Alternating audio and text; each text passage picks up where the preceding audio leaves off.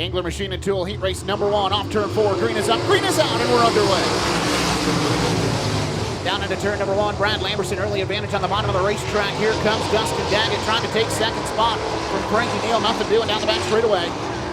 Into turns 3 and 4. Lamberson going to lead lap number 1. Dustin Daggett into the number 2 spot. He's got the second and final redraw position through turns 1 and 2. Neal struggling on the bottom of the racetrack. Phil Gressman goes around him like he's standing still. Gressman going to slide up the racetrack on turn number 4.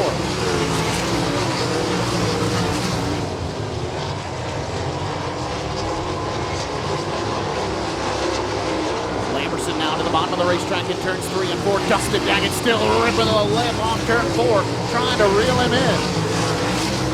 Difference the last time by just about 4 seconds.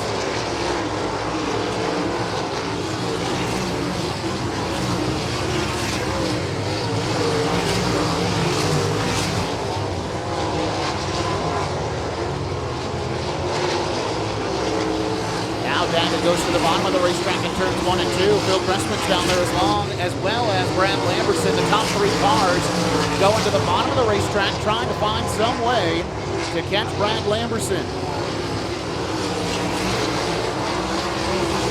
Good 2-car battle for about the 4th spot. 2x2, Pete Jumper Jr. looking to the outside of Frankie Neal. Rolled out of the throttle coming off turn number 4. Didn't trust Neal to stay on the bottom. Meanwhile, white flag in the air. One more time around for Brad Lamberson.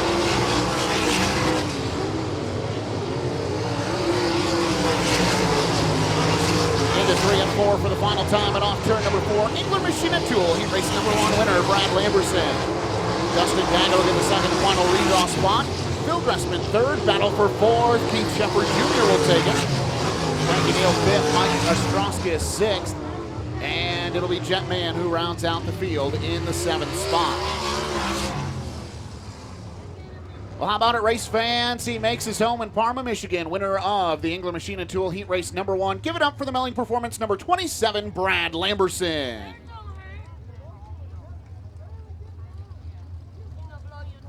Super Sprints presented by Engine Pro and ARP to the chalk line in turn number 4. Danny Sams, Greg Dahlman, green is up, green is out, and we're underway.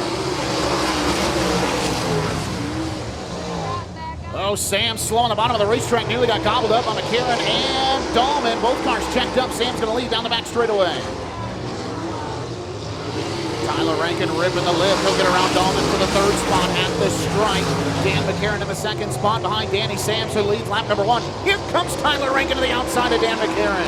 Rankin using the outside of the racetrack in the 16C, ripping the lip off turn number 4. He's got the 2nd spot.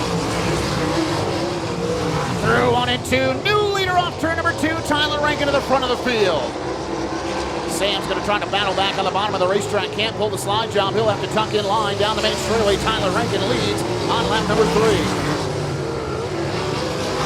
Sam's now going to go to the top of the racetrack, see if he can reel back in the Angola, Indiana driver. Meanwhile, 3-car battle for 3rd. Dan McCarron makes a little bit of contact with Bobby Elliott. Elliott nearly jumped the right rear tire of McCarron. Those 3 drivers get it settled back down. We stay green.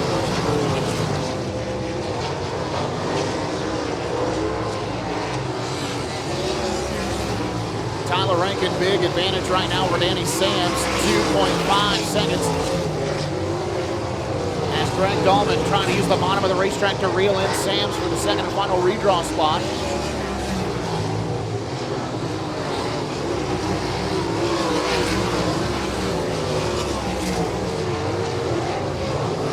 Meanwhile, off turn number 4, white flag waves one more time around for Tyler Rankin.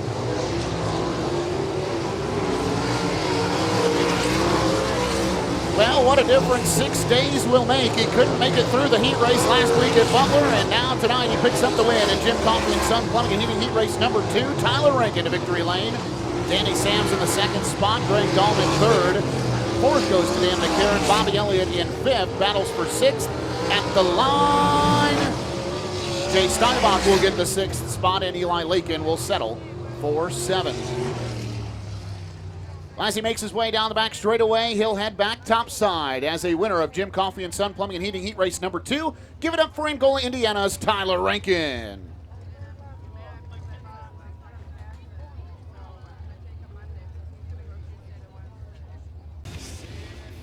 Field looking good into turns 3 and 4. Kyle Portiga, Andy Tunison as they go off turn number 4. Green is up, green is out, and we're underway. Max Stambaugh benefits from the start. He was ready to go. Jumps up at the second spot by the time we get to turn number 1. Now he'll have to chase down Kyle Portiga. Portiga leads lap number 1. They get Jared Horseman into the third spot. He gets around Andy Tunison.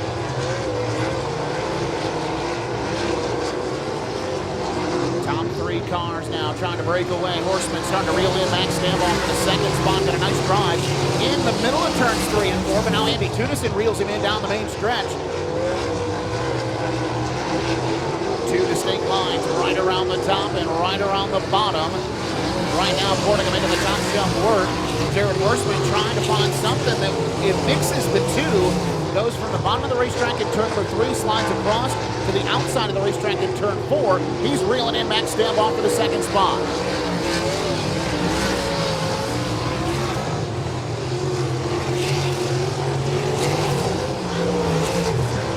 Talked to Kyle Portiga earlier today. He said, I'm still searching for that first feature win with the Great Lakes Super Sprints.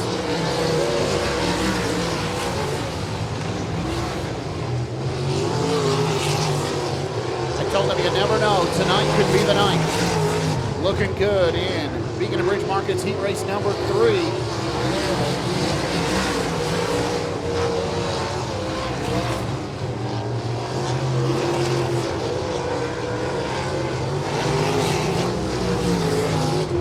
Portiga up on the cushion along with Stambaugh, and Jared Horseman now has abandoned the bottom of the racetrack. He went top shelf as well. White flag waves one more time for Kyle Portiga. Whoa, Jared Horseman may have topped the fence in turn number 2. Meanwhile, off turn number 4, Beacon and Bridge Markets heat race number 3 goes to Kyle Portiga. Stambaugh second, Jared Horseman third. Andy Tunison will hang on for 4th. Levi Portiga rounds out the top 5. Then it's Trent Musk in the 5X for 6th. And Jim Gerard rounds out the field in 7th. Well, as he rolls down the main straightaway, race fans, how about it for Beacon and Bridge Markets heat race number 3 winner? Give it up for Kyle Portiga. That'll do it for the Great Lakes Super Sprints presented by Engine Pro and ARP. When we talk again, it'll be 25 laps of main event action for the Great Lakes Super Sprints.